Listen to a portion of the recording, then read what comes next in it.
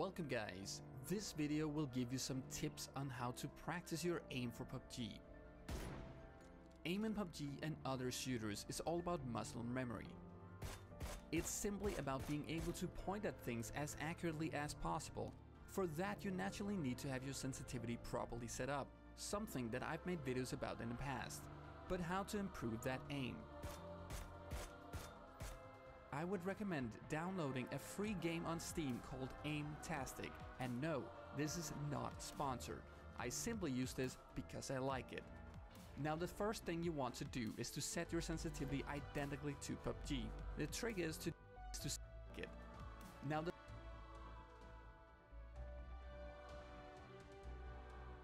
first thing you want to do is to Steam called Aim-tastic.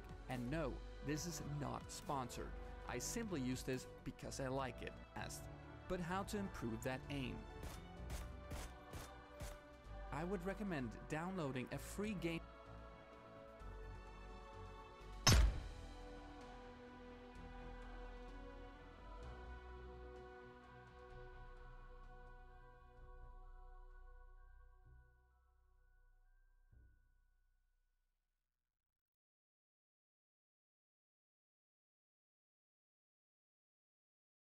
On Steam called Aim-tastic. And no, this is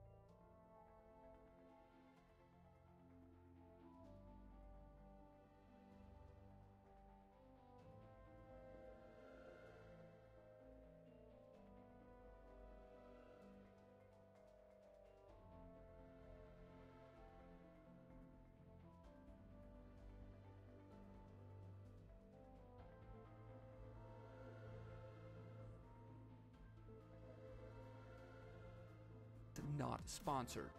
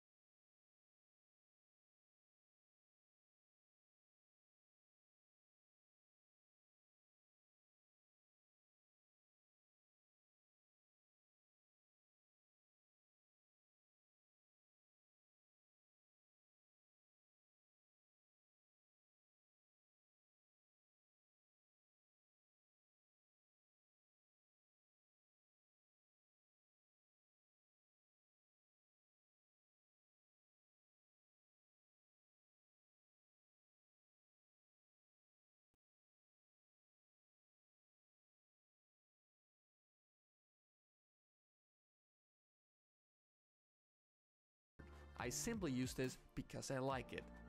Now the first thing you want to do is to set your sensitivity identically to PUBG. The trick is to do one mouse movement from the left side to the right side of your mouse pad, and then see how many degrees you turn in game. Then match that to Aimtastic and whoopty, you now have the same sensitivity in both games, and now you can get started. Aimtastic will not train gun mechanics, only raw aim. But if you match your sensitivity correctly with PUBG, the skills gained here will translate to PUBG aiming.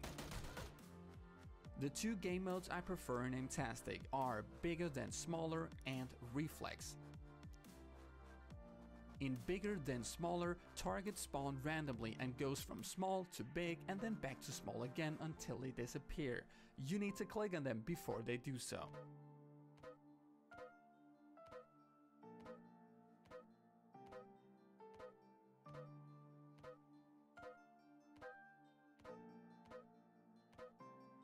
As the training goes on, it will get increasingly more difficult because it simply goes faster and faster.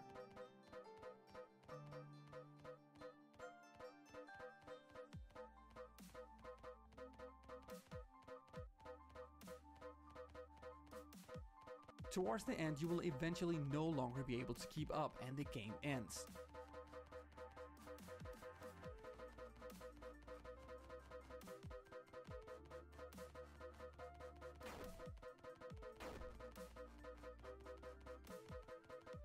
Use your scores to measure your skill and compare with your friends. This makes it a bit more fun. The next mode is Reflex. Here targets will randomly spawn and quickly vanish again, thereby requiring you to flick to the targets and click them super quickly.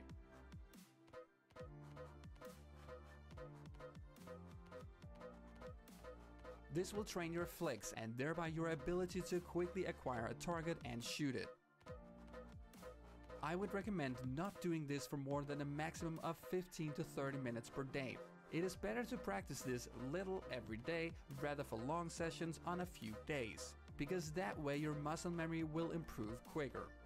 You can also use similar programs, but this one is free, so I'd recommend that. When it comes to PUBG, you can always hot drop and fight in busy places, and that is actually a great way to practice combat simply because you practice much more than simply aim. But I have my hopes up for the upcoming training map, because we will get moving targets there, and we might not get that aim practice range right away, but if the demand is there, I'm sure PUBG Corp will implement it later on. And also remember that aiming is only one part of the skill set you need in order to become a good PUBG player, so focusing too much on aim would be missing the bigger picture. But anyway, that's all I had for you guys in this video. I hope you found it helpful, and if you did, subscribe to the channel for more tips like these, and I will see you guys next time.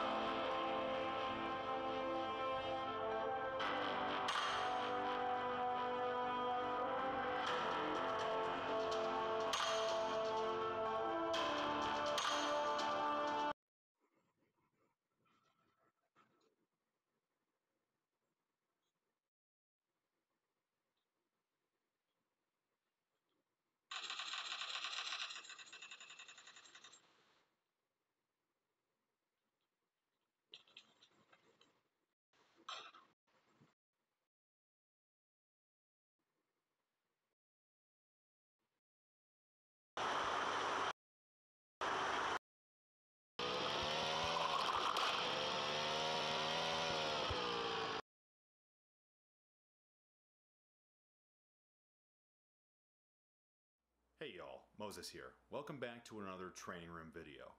In today's video we're going to be talking about the habits of pro PUBG players.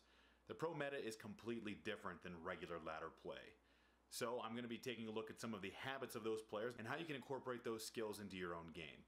So without further ado, let's get started. The first thing I want to talk about is the pro PUBG environment. It is significantly different than the ladder play you're likely used to. In normal games, you drop, you get your loot, and for the most part, you're just kind of driving around doing your thing, getting kills, hiding, whatever. In the pro environment, you're dealing with generally restricted timing on your loot phase. You're having to loot up an entire squad, and then you're having to find multiple vehicles to ultimately secure a place in the center of the zone or on the edge of the zone. And you're dealing with enemies that are very, very skilled and can easily kill you if you make even the slightest mistake. That makes for a player that is very skilled in a lot of different ways. Just general inventory management, their weapon choices are very specific, scope spraying, vehicle usage, all of these things make a good pro player. I've spent time casting pro PUBG. I've spent time watching these individuals stream when just dealing with normal ladder players. And obviously, the results can be very drastic when they are coming across just run-of-the-mill players.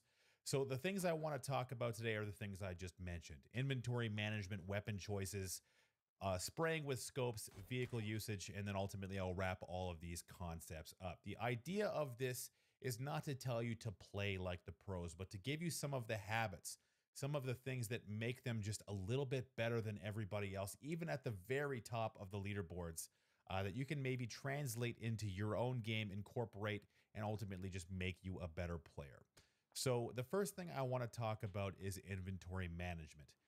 In the pro meta, ammo is actually of the least importance when it comes to picking what you want to carry in your backpack. Not every player, actually very few players, are going to have a level 3 backpack or a level 3 helmet, even a level 3 vest. All of those things are going to be coming from crates, or maybe if you get lucky in your loot phase. But realistically, inventory management is a huge thing in pro play, that topic specifically. So the first thing is that they only carries around 60 to 70 additional bullets, and he will continue to grab extra ammo as he needs it off of players that he kills, so he can carry much more meds and utility. Because grenades take up so much more space than they used to, he carries upwards of 6 or 7 grenades, or maybe even 4 or 5 smokes and flashbangs as well. So choosing those things over your typical amount of ammunition poses a few different problems. If you're an inactive player that chooses to plink away at long distance, you're going to need a lot of ammunition in reserve.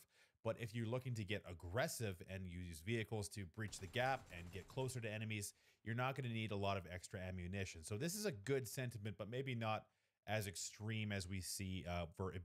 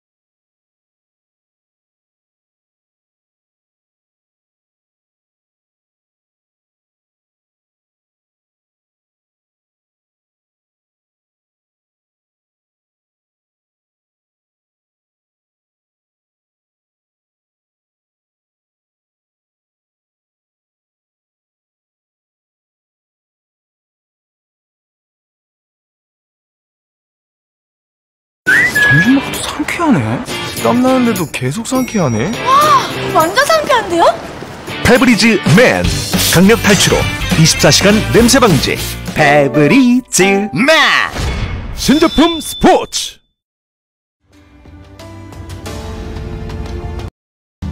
Consider it much of a weapon, and if inspiration genre. Had he never watched Class 3B murder one another with an assortment of weaponry, PUBG may well never have existed. And so it was crucial to Green that it was absolutely that on the team. I can't movie. Not because it. Oh, I killed him! On top of this, there's also the fake, which is why. One. Oh! You hit it! If we want to eventually make it that you hit a grenade with the frying pan, you know what I mean? That trying to be able to do it else. The rest, you see, was going to go pans now. Yeah. With your pan, but it was never going to be.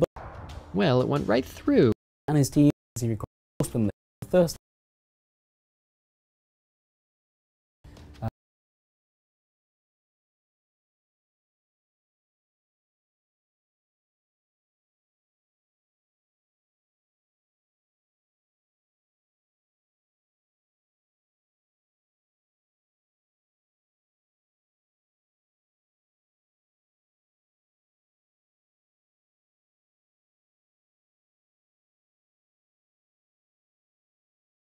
If you like to loot the spawn island, you can open up all the doors with bandage.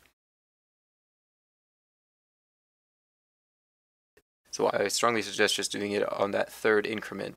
The fastest way to jump off these apartments is to walk onto the side railing here and just walk straight off onto this little arch thing on top of the doorway. You won't take any damage that way. If you just jump off onto the flat roof part, you will take a bit of damage. So just always make sure you walk off onto this thing. It's really easy to do. You can do a similar thing on these apartments that don't have the roof. You just punch out the glass and you can jump crouch through the window. And yeah, it also saves you a lot of time there. If your teammate's death marker is in the way of your shot, you can press Ctrl U to disable it. It disables all other HUD though, like your health bar, so it might be risky if you start taking fire back. This is actually a button in your controls. You can see here it's Ctrl U. I'm going to rebind that to just U anyway, since Ctrl U is a bit of a stretch. You could also use this for like cinematics or screenshots or something, because yeah, it removes all HUD. If you put your weapon on your back, it gets rid of the crosshair as well, and go into first person.